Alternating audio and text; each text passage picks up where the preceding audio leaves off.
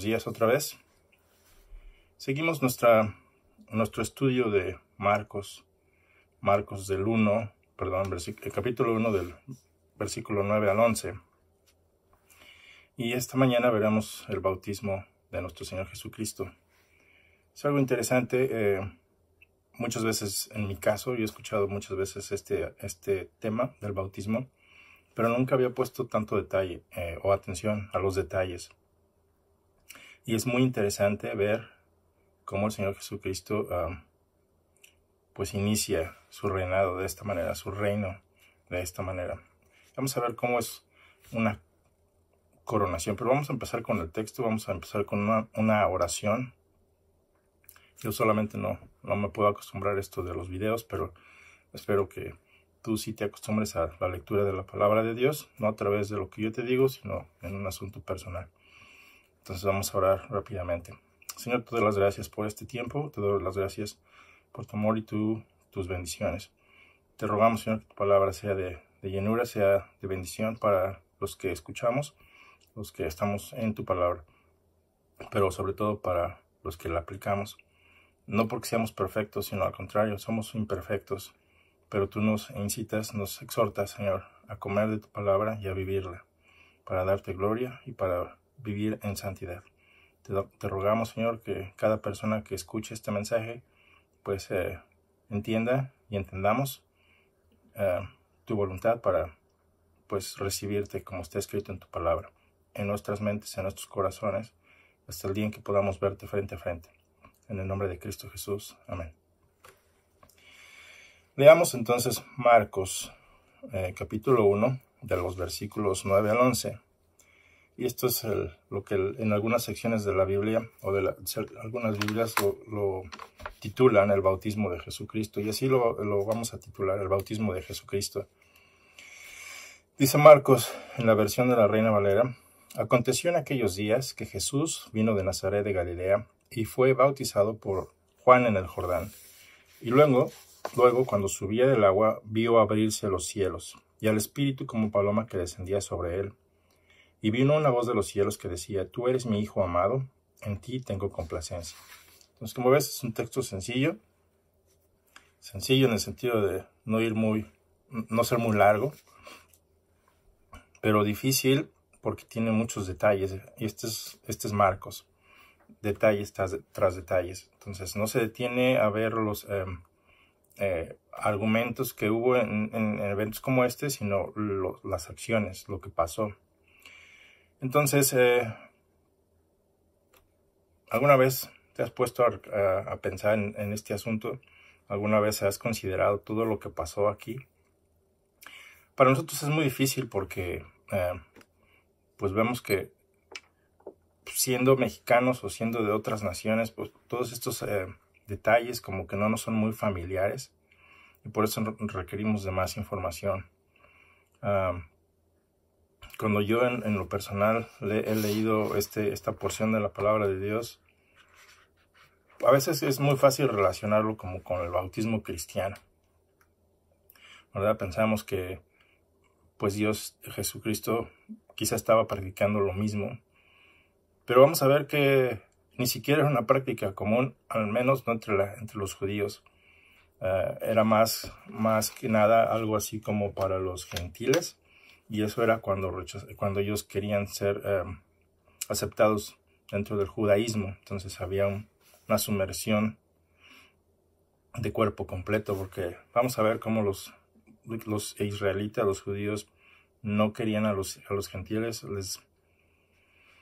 los despreciaban bastante. Entonces, para los rituales judíos era el lavamiento de manos, lavamiento de pies, pero en general había un rechazo impresionante para los gentiles, hacia los gentiles. Entonces, nuestra idea principal es esta. El bautismo de Jesús, vamos a ver, es la coronación del amado Hijo de Dios, identificándose con los hombres y dando así inicio a su reinado.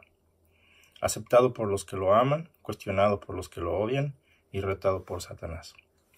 El bautismo de Jesús es la coronación del amado Hijo de Dios, identificándose así con los hombres y dando así inicio a su reinado. Esto fue aceptado por los que lo aman, los que lo esperaban, cuestionado por los que lo odiaban, religiosos, y retado por Satanás. Bien, así un breve repaso de lo que hemos estado viendo. En el versículo 1 vemos que Marcos introduce el principio de su historia, presentando al precursor de nuestro Mesías, del Señor Jesucristo, el mensajero del Señor. Antes de concentrarse en Jesucristo mismo, antes de empezar a hablarnos del Señor Jesucristo. En el versículo 9, Marcos inicia ya entonces su narración acerca de Jesucristo con este evento muy, muy significativo, la coronación de un rey. Marcos no hace referencia a ninguna genealogía del Señor Jesucristo, no hace referencia a sus padres, ¿verdad? No hace referencia a anuncios angelicales, no hace referencia a pastores, no hace referencia a magos, no hace referencia a la niñez del Señor Jesucristo, o a su juventud, o a su adultez, si esa es una palabra. No menciona ninguna profecía, excepto las mencionadas ya para presentar al precursor del Señor Jesucristo. Y de hecho, Marcos se salta todo e inicia de inmediato con el primer evento público del Señor Jesucristo, su bautismo.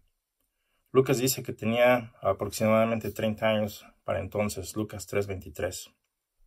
Entonces veamos primeramente que durante el ministerio de Juan hubo varios detalles. Para el tiempo que Jesús llega a donde estaba ya Juan bautizando, ¿verdad? Lo vemos a través de todo, a lo largo del río Jordán. Para cuando llega ahí, Juan ya había estado predicando alrededor de 6 meses. Por lo tanto, Juan ya era bien conocido. A este punto, apenas Juan iba a la mitad de su ministerio antes de ser arrestado. Y para cuando fue arrestado, todavía pasó un año más en prisión y entonces después fue decapitado. Esto le pasó por confrontar al rey Herodes por una relación ilícita. También parece que Jesús y Juan no se habían reunido por mucho tiempo, a pesar de ser familiares. Cada uno estaba dedicado a hacer la voluntad de Dios. Y bueno, pues Juan vivía en el desierto, se alimentaba de langosta, se alimentaba de miel silvestre, y recordemos que él estaba completamente dedicado a Dios, era un nazareo. Entonces, se mantuvieron en contacto, pero otra vez más que nada por sus discípulos. Pero una de las veces en que se reunieron físicamente fue en este momento, en el bautismo del Señor Jesucristo. Hay una palabra griega que se llama, o que es la palabra evangelión, nosotros la conocemos como evangelio, que originalmente denotaba la recompensa por buenas noticias, o por saludos, o un mensaje. Y por lo general estaba relacionada con la ascensión y coronación de un rey. Entonces Marcos nos está describiendo acerca de este evento, la coronación de este rey, del rey siervo escogido por Dios. Marcos narra lo extraño que era para los judíos este evento, ¿verdad? Le está hablando a los romanos, pero estaba diciendo lo completamente extraño que era para ellos. Por lo cual se le llamó a Juan el Bautista, ¿verdad? Era algo así como algo muy, muy extraño. Recordemos que el bautismo en ese momento no era un bautismo cristiano, no era una práctica religiosa, como lo mencioné, común en esos días. Lo que se practicaba ritualmente pues era el lavamiento de pies y el lavamiento de manos. A Juan se le da el nombre de Bautista por lo extraño de su actividad, y algunos dijeron, o se atrevieron a decir, que hasta tenía un demonio, ¿verdad? Era controlado por un demonio. Lo vemos más adelante en los evangelios. Entonces no había bautismos de cuerpo completo, y digo bautismos porque es un sustantivo, ¿verdad? No es una acción como bautizo. Bautismos de cuerpo completo como ceremonias. Por eso se le llamó a Juan el Bautista, porque no había nadie como él, era único. Entonces el bautismo de Juan era un bautismo de arrepentimiento. Eso es algo que no puedes perder de vista. Es un bautismo de arrepentimiento. Cuando vienes a Juan, antes de que Juan te bautice, ¿verdad? Necesitas confesar tus malas acciones, tu pecado. Verdaderamente estar arrepentido, porque los fariseos quisieron hacer lo mismo y Juan les dijo que no contaban con él, precisamente porque no había un arrepentimiento genuino en sus vidas. Ellos estaban ahí para, bueno, pues, no sé, instigar o ya sabes lo que hacían en sus prácticas, para investigar qué era lo que estaba pasando, pero no realmente por un arrepentimiento. Entonces de nada sirve bautizarse pensando que es parte de lo que tengo que hacer, pero no entender el efecto, ¿verdad? Y el propósito del bautismo. Para nosotros hoy en día pues es como la identificación de nosotros con el Señor Jesucristo, pero en ese momento era más el reconocimiento de haber sido malos, al punto en el que se comparaban con, ya sabes que los judíos despreciaban a los gentiles, pues era como haberse comportado como uno de ellos, haciendo cosas terribles, pero reconocerlo públicamente pues era vergonzoso, pero era lo que hacían. Entonces cuando ellos reconocían eso, ¿verdad? Que ellos habían hecho mal delante de Dios, que eran transgresores y reconocían su condición, pero deseaban tener esa relación con Dios, ellos venían a Juan, confesaban lo que habían hecho y entonces Dios les daba la oportunidad de ser transformados. Entonces era la sumersión completa, sumersión, que simboliza la muerte de la persona y la ascensión a una nueva vida provista por Dios mismo. Ese era el bautismo que Juan practicaba. Es un bautismo de arrepentimiento. Y era más que nada para prepararse para recibir a su Mesías. Entonces Juan era ese heraldo, ¿verdad?, del rey enviado adelante para preparar a la gente para recibir al Mesías y para entrar a su reino. Esa era la idea del bautismo. Cuando Jesucristo se acerca entonces a Juan para bautizarle, para Juan eso era muy, muy extraño. O sea, esperamos al Mesías que es sin pecado. ¿Cómo es que entonces te acercas y quieres ser bautizado? No entiendo, dice Juan, ¿verdad? Es algo muy, muy extraño. Quizás está ofensivo pensar que tendría que bautizar al Señor Jesucristo por... No, nomás no lo entiendo, ¿verdad? Tú eres sin pecado y tú quieres que yo te bautice en agua. Yo esperaba ser bautizado por ti, le dice más adelante Juan. Entonces, Jesucristo no tiene nada que arrepentirse, ¿cierto? Entonces, ¿por qué el bautizarse? Lo vamos a ver un poquito más adelante. Después de todo, recuerden, Jesucristo es sin pecado.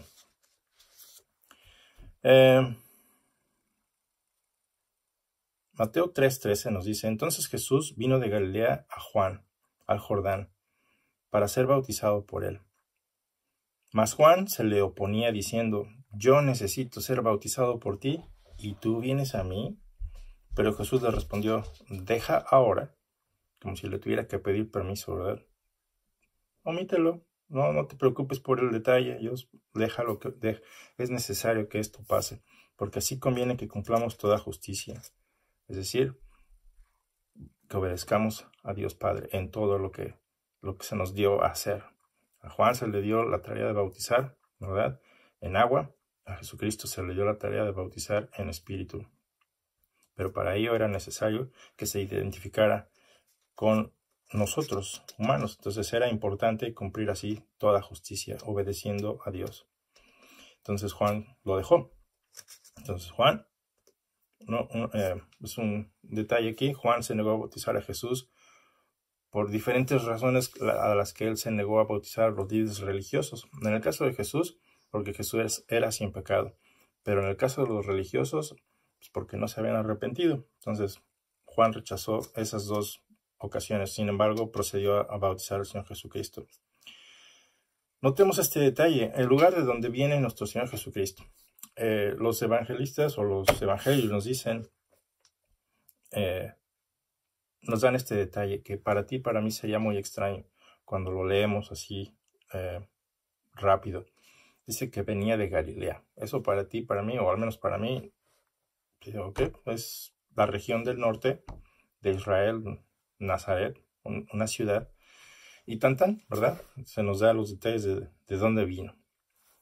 Pero el problema, para los que conocen la Ciudad de México, para los que no, imagínate que alguien te diga que, no lo sé, que la persona que va a transformar México que va a aplicar justicia, que no se va a amedrentar ante nadie y que no se va a detener, proviene, digamos, de los barrios bajos de Tepito. Entonces dices, ¿qué? ¿De los barrios bajos de Tepito va a salir un gobernante que nos guíe? Sería algo muy extraño.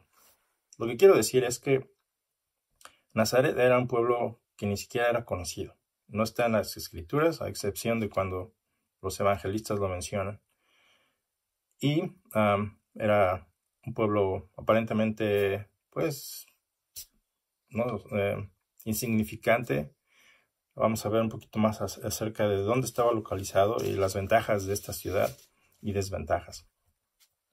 Porque estaba localizado primeramente en la región de Galilea, una región que había sido conquistada por gentiles en años pasados y pues obviamente influenciada.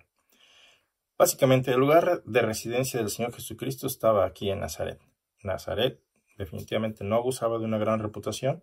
Lo vemos en Juan 1:46, cuando incluso uno de los discípulos, Natanael, le pregunta al otro discípulo, ¿verdad? Cuando le dice, hey, hemos encontrado al Mesías, ven y ve a Jesús de Nazaret. Y le dice, a ver, ¿qué?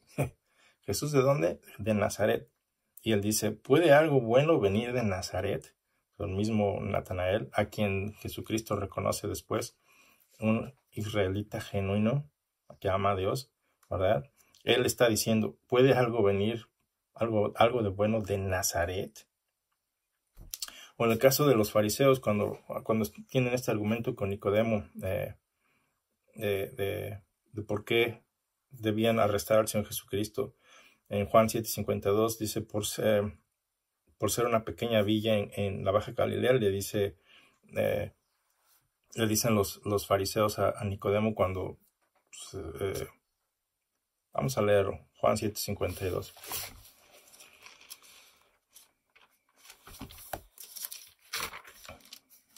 Juan 7, capítulo 7, versículo 52.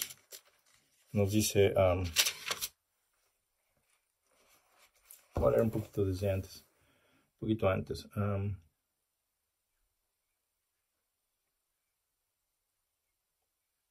Entonces, desde 45,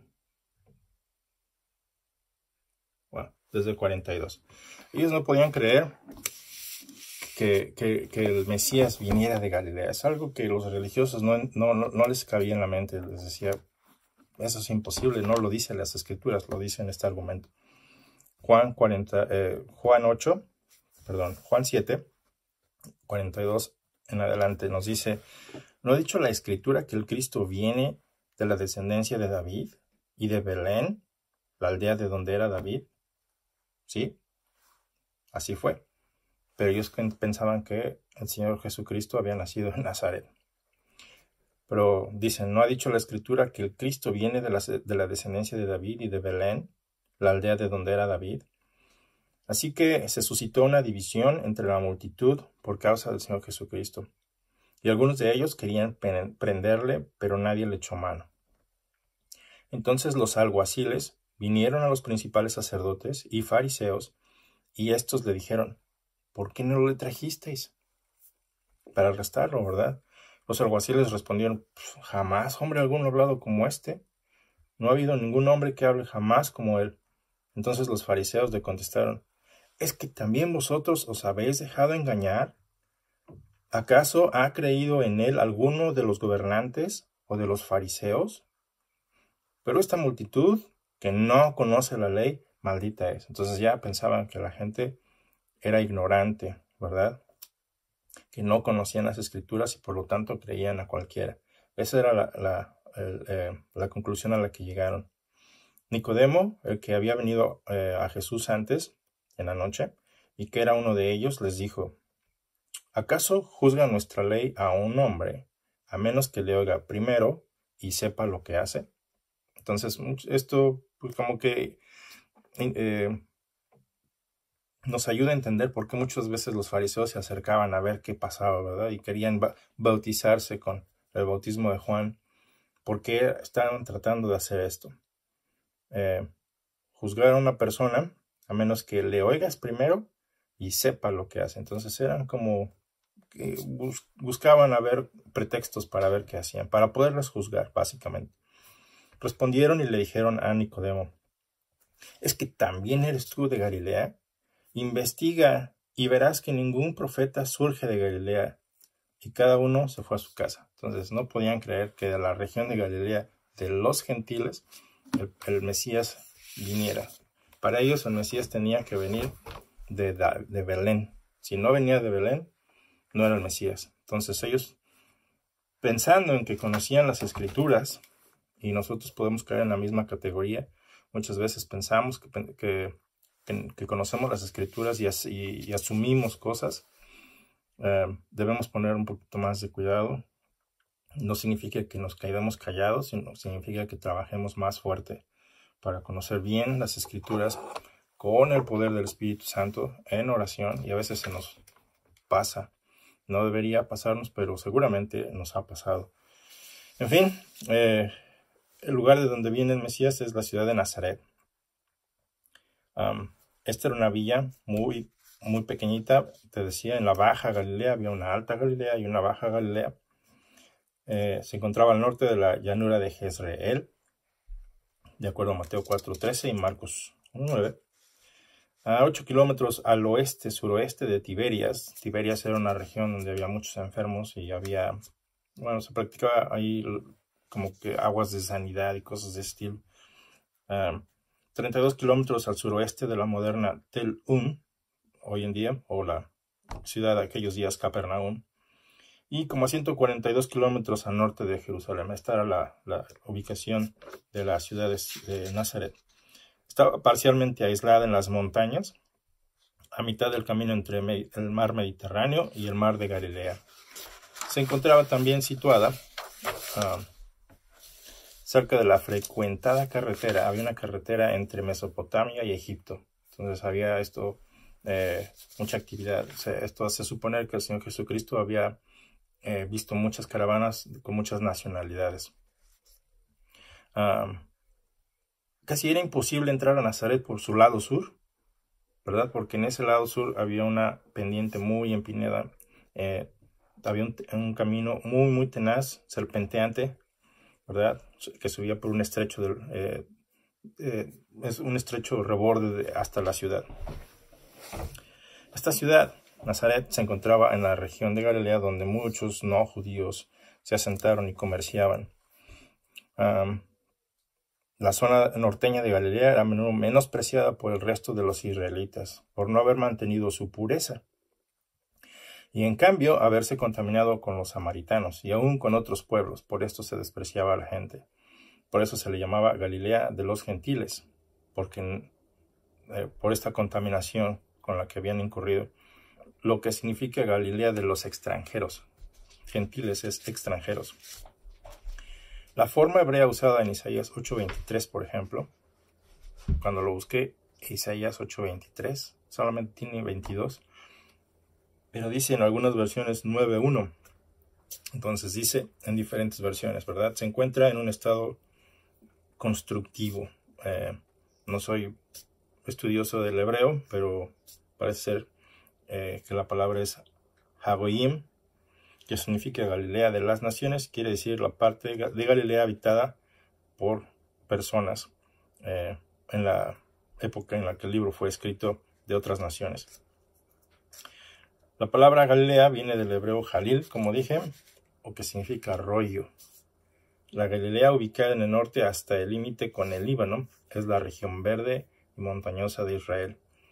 Las cadenas que forman estos montes los hacen similares a un rollo de la Torá, por ejemplo, la Biblia hebrea.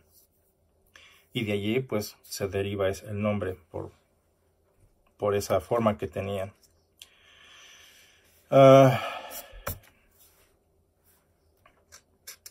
Ya leímos Juan 7:30 al 52, ¿verdad? Entonces, permítanme un momento. Juan 7:30, que acabamos de leer, al 52, dice: procuraban pues prenderle, pero nadie le echó mano porque todavía no había llegado su hora. Pero muchos de la multitud creyeron en él y decían: cuando el Cristo venga, ¿acaso hará más señales que lo que él hace? Los fariseos oyeron a la multitud murmurando todas estas cosas acerca del Señor Jesucristo, y los principales sacerdotes y fariseos enviaron alguaciles para que le prendieran. Esa era la razón por la que lo prendieran. Entonces Jesús dijo: por un poco más de tiempo estoy con vosotros, y después voy al que me envió. Me buscaréis y no me hallaréis, y donde yo esté, vosotros no podéis ir. Entonces decían los judíos, decir: ¿a dónde va esta persona? Si fuera chilango diría: ¿a dónde va este cuate? Decían entonces entre sí los judíos: ¿a dónde piensa irse que no le hallemos? ¿Será acaso que quiere irse a la dispersión entre los griegos? Pues imagínate, la región de Galilea al norte, pues dice, bueno, quizá está pensando irse a Turquía en estos días, ¿verdad? En aquella región donde se le llamaba la dispersión. Quizá quiera irse allá y predicar a los griegos, y de ahí pues, ya no lo vamos a encontrar. Esa era la alusión. ¿Qué quiere decir esto con que me buscaréis y no me hallaréis? Y a donde yo voy ustedes no podrán ir. En el último gran día, el gran día de la fiesta, Jesús, puesto en pie, exclamó en alta voz, diciendo: si alguno tiene sed, que venga a mí y beba. El que cree en mí, como ha dicho la Escritura, de lo más profundo de su ser brotarán ríos de agua viva. Pero él decía esto del Espíritu Santo, que vamos a ver, está en su bautismo, que los que habían creído en él habían de recibir, porque el Espíritu no había sido dado todavía, pues Jesús aún no había sido glorificado. Entonces, algunos de la multitud, y esto es un detalle interesante para un estudio posterior, Jesús aún no había sido glorificado, ¿verdad? Hasta después de que ascendió, los discípulos necesitaron esperar, y entonces recibieron el Espíritu Santo hasta después de que el Señor fue glorificado, según este texto. Entonces algunos de la multitud, cuando oyeron estas palabras, decían: verdaderamente este es el profeta, esta es la persona que habíamos estado esperando. Otros decían: este es el Cristo. Pero otros decían, y aquí otra vez el punto que quiero resaltar, el desprecio que se sentía en esos días por Galilea. Dicen: ¿acaso el Cristo ha de venir de Galilea? Mucha gente preguntaba: no, el Cristo no viene de Galilea. ¿Acaso ha de venir de Galilea? ¿Qué no ha dicho la Escritura? Y aquí vemos mucha gente también argumentando que Cristo viene de la descendencia de David y de Belén, la aldea de donde era David. Así que se suscitó una división entre la multitud por causa de él. Y estas divisiones todavía siguen. En el caso de la iglesia evangélica, la iglesia cristiana, unos piensan tener la razón, otros piensan que la otra parte está equivocada y ellos están en toda la razón, pero todos deberíamos de calmarnos, ¿verdad? Y poner atención a las Escrituras, a lo que el texto dice, escuchar la otra parte. Y ellos no escuchaban, no entendían. Quizá ellos no tenían acceso a una Biblia como la que nosotros tenemos, era más difícil, pero lo que ellos sabían o entendían es que el Señor Jesucristo debía venir de Belén. Quizá era una mala enseñanza, quizá los mismos religiosos, los líderes religiosos enseñaban eso. Entonces la gente lo pensaba de esa manera. Así que se suscitó una división entre la multitud a causa de él. Y bueno, pues ya leímos el 45 en adelante. Los fariseos le contestaron a Nicodemo: es que también vosotros habéis os dejado engañar a los alguaciles. ¿Acaso han creído en él los gobernantes o los fariseos? Pero esta multitud no conoce la ley, diciendo: son ignorantes. Maldita es. Entonces ya estaban maldiciendo también, ¿verdad? Porque ellos pensaban, conocían más las Escrituras que cualquiera. Y el Señor Jesucristo posiblemente los confronta diciendo que ellos ignoraban la ley, que ignoraban las Escrituras y por eso erraban, ¿cierto? En fin. Marcos 11, 27 al 33, en la Biblia de las Américas, nos dice que la autoridad de Jesús es puesta en duda. Llegaron de nuevo a Jerusalén, y cuando Jesús andaba por el templo, se le acercaron los principales sacerdotes, los escribas y los ancianos, y le dijeron: ¿con qué autoridad enseñas? ¿Con qué autoridad haces todo esto? Milagros, sanaciones, ¿verdad? Controlar pues, la naturaleza. resucitar personas, sacar demonios y en general todo lo que sabemos del Señor Jesucristo que hacía. ¿Sí? Ellos no estaban de acuerdo, decían, ¿con qué autoridad haces todo esto? Y Jesús les dijo, bueno, a ver, yo también les voy a hacer una pregunta, respondedmela, y entonces os diré con qué autoridad hago todas estas cosas. Estoy leyendo Marcos 11, 27 al 33. El bautismo de Juan, esta es la pregunta, ¿era del cielo o era de los hombres? Por supuesto, ellos no querían contestar y dijeron, si decimos que es del cielo, nos dirá, entonces, ¿por qué no le creíste a Juan? Y si decimos que era de los hombres, tememos que la gente nos apedree porque ellos piensan que Juan es un profeta. Y sí, era profeta. Entonces ellos dijeron, pues no sabemos, ¿verdad? Se lavan las manos, como sabemos hoy en día, y se hacen como que no saben. Entonces, Señor Jesucristo les dice, bueno, tampoco yo les diré con qué autoridad hago estas cosas. Pero el punto que estoy tratando de resaltar aquí es que el Señor Jesucristo nos trae nuevamente a su bautismo. De ahí Él recibe su autoridad. La autoridad que los líderes religiosos pues no querían aceptar. Pero surge una pregunta para mí. ¿Por qué entonces el Mesías necesitaba ser bautizado? ¿Por qué era necesario que este evento sucediera? ¿Verdad? No es algo que quizá como ellos había ciertas dudas, había ciertas confusiones. Nosotros también podemos caer en esto, ¿verdad? Caer en confusiones, pero el Espíritu Santo es el que nos guía en su palabra a entender por qué. Y vamos a ver por qué era necesario. Mateo 3:15 nos dice, respondiendo Jesús le dijo, permítelo ahora, le dice a Juan, porque es conveniente que cumplamos así toda justicia. Y entonces Juan se lo permitió. Número 1. Cristo se identifica con nosotros. Cristo se identifica con los pecadores.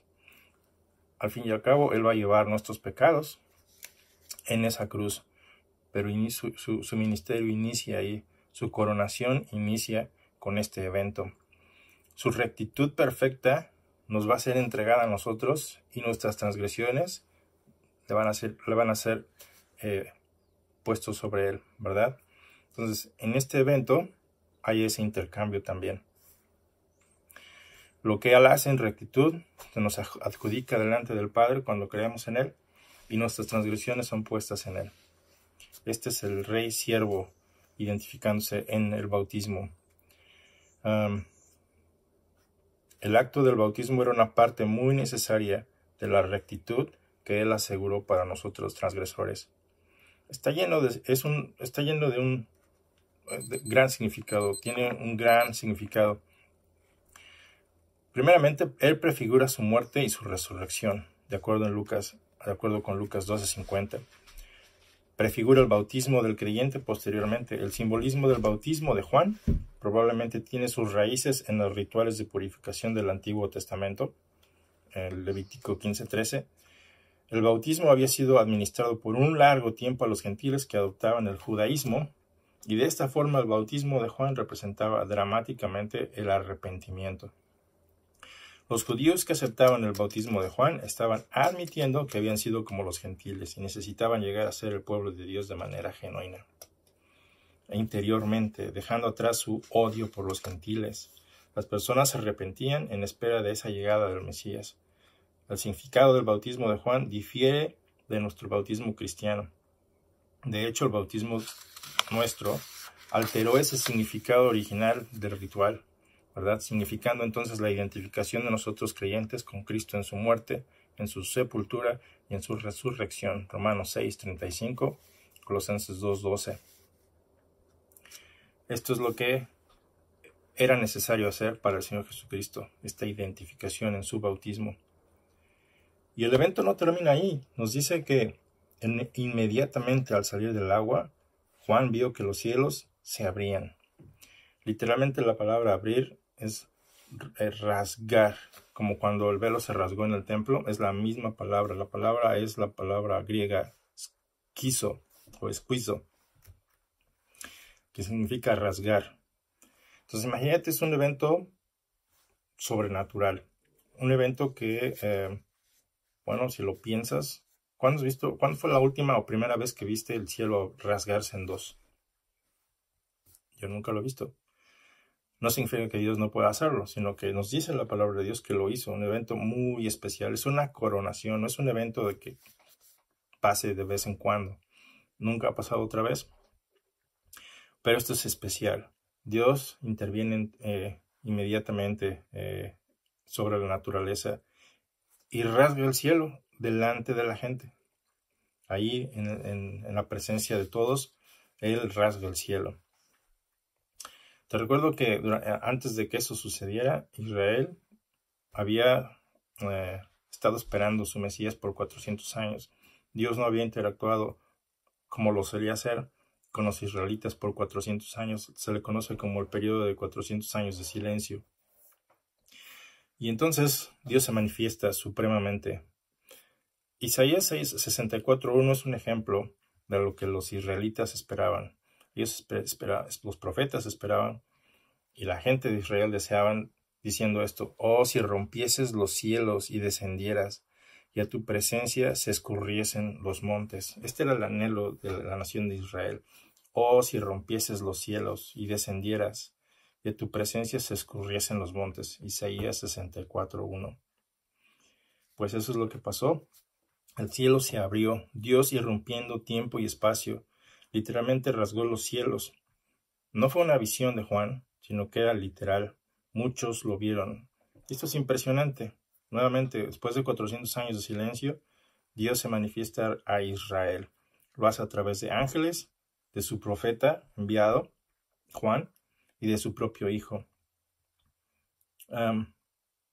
Esta es la misma palabra que Juan está usando aquí para describir, que se usa para describir cuando el velo del templo se rasgó a la mitad. En un evento de esta magnitud, yo esperaría que hubiera temblores, que hubiera, como lo hubo cuando el Señor Jesucristo murió, cuando entregó el Espíritu, que hubiera quizá relámpagos, como cuando Dios hablaba a la nación de Israel, que el cielo se oscureciera, en un evento así, pero no. ¿Qué es lo que pasa inmediatamente? El Espíritu de Dios se manifiesta visualmente. Esa es una confirmación de la presencia y autoridad del Mesías. Primero, el cielo se abre y enseguida no hay nada de esto, temblores o el cielo oscureciéndose, sino al contrario, sucede algo muy delicado, muy suave. En todo este poder impresionante que Dios tiene, Él no necesita entrar con tanto ruido, sino que Él entra de manera suave. El Espíritu de Dios se manifiesta en una forma de paloma. Ojo, el Espíritu Santo no es una paloma, sino así como un corderito simboliza, ¿verdad?, quién es el Señor Jesucristo. La paloma muy inocente, un animal muy delicado, representa al Espíritu Santo. Entonces, ¿cómo lo hace una paloma? Desciende suavemente, ¿verdad?, del cielo. Entonces, de esa manera, Dios nos está diciendo que todo el poder de Dios, del Espíritu Santo, ¿verdad?, reside en el Señor Jesucristo.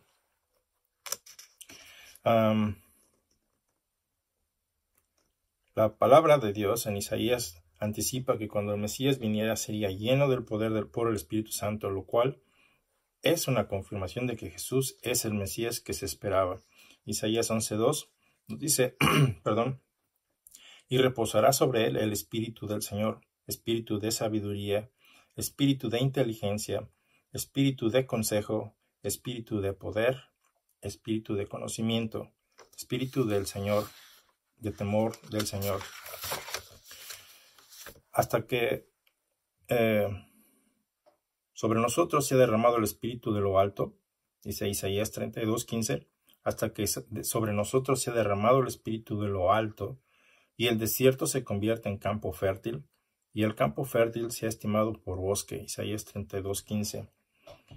En Isaías 42:1 nos dice: He aquí mi siervo, a quien yo sostengo, mi escogido, en quien mi alma se complace. He puesto mi espíritu sobre él. Él traerá justicia a las naciones. Todas estas son profecías acerca del Mesías y de su bautismo. Apuntan a este evento. Porque aquel a quien Dios ha enviado habla las palabras de Dios, pues Él da el Espíritu sin medida. Juan 3:34. De esta manera, Juan nos está diciendo que Jesucristo recibió el Espíritu sin medida, completamente. Nosotros recibimos al Espíritu en parte, ¿verdad? Porque no hemos sido transformados como el Señor Jesucristo. Pero al Señor Jesucristo se le dio toda esa autoridad, todo ese poder por el medio del Espíritu Santo. Entonces, Jesús vivió toda su vida bajo el poder del Espíritu Santo. El Espíritu Santo lo guiaba desde su nacimiento, desde antes de su nacimiento. Toda la revelación, todo contacto con su Padre fue a través del Espíritu Santo. Jesús tenía que ser en todo como nosotros, humano, y al mismo tiempo ser Dios. Por eso es importante que notemos que cuando se blasfema del Espíritu Santo es un pecado que eso no se puede perdonar. Acreditarle a Satanás la obra de Dios es un pecado imperdonable. El evento no termina ahí. No solamente Dios se manifiesta visualmente, sino que también lo hace auditivamente. La declaración celestial nos confirma quién es el Mesías, porque podríamos pensar, bueno, pues cualquiera pudo haberlo hecho, pero no. La palabra de Dios en hebreo nos dice: ¿a quién de los ángeles Dios dijo jamás, tú eres mi hijo? ¿Verdad? Vamos a ver lo que dice Dios mismo. Dice: y vino una voz de los cielos que decía: tú eres mi hijo amado, en ti tengo complacencia. Todo el mundo lo escuchó. Todos los que estaban ahí presentes lo escucharon. No solo vieron el cielo abrirse, no solamente vieron al Espíritu de Dios descender de ahí, de esa ruptura del cielo, una ave, ¿verdad? El Espíritu Santo en forma de paloma, en forma corporal, posarse sobre el Señor Jesucristo. No era una paloma que pasaba por ahí eventualmente, sino que proviene de esa ruptura del cielo, ese evento sobrenatural. De ahí proviene esa paloma, que es el Espíritu Santo, se posa en él, y de ahí mismo sale una voz que es diciendo: tú eres mi hijo amado, en ti tengo complacencia. Es como diciendo: señores, este es el rey, pongan atención. Salmo 2:7 es un salmo mesiánico, nos dice: ciertamente anunciaré el decreto del Señor que me dijo: mi hijo amado eres tú, yo te he engendrado hoy. Salmo 2:7. En tiempos del rey David ya había esta profecía: mi hijo eres tú, yo te he engendrado hoy. No lo dijo una persona del público, lo dijo la voz que venía de esa ruptura en el cielo. Entonces el Mesías sería llamado Hijo de Dios, es decir, de la misma esencia de Dios. Hebreos 1:3 nos dice: Él es el resplandor de su gloria y la expresión exacta de su naturaleza, y sostiene todas las cosas por la palabra de su poder. Después de llevar a cabo la purificación de los pecados, se sentó a la diestra de la majestad en las alturas, siendo mucho mayor que los ángeles, por cuanto ha heredado un nombre más excelente que ellos. Porque ¿a cuál de los ángeles dijo Dios jamás: Hijo mío eres tú, yo te he engendrado hoy? Y otra vez, yo seré padre para él, y él será hijo para mí.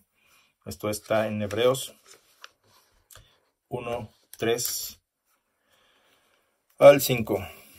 Entonces, un repaso y conclusión. El testimonio de Juan declara quién es el Señor Jesucristo. También el testimonio del Espíritu Santo declara quién es el Mesías.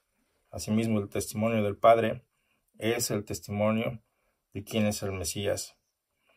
La inauguración de este reino comienza con el bautismo del Señor Jesucristo, con esa coronación de este Rey especial, del Hijo amado de Dios. El bautismo de Jesús es la coronación oficial del Señor Jesucristo, lo cual los líderes religiosos no pudieron reconocer.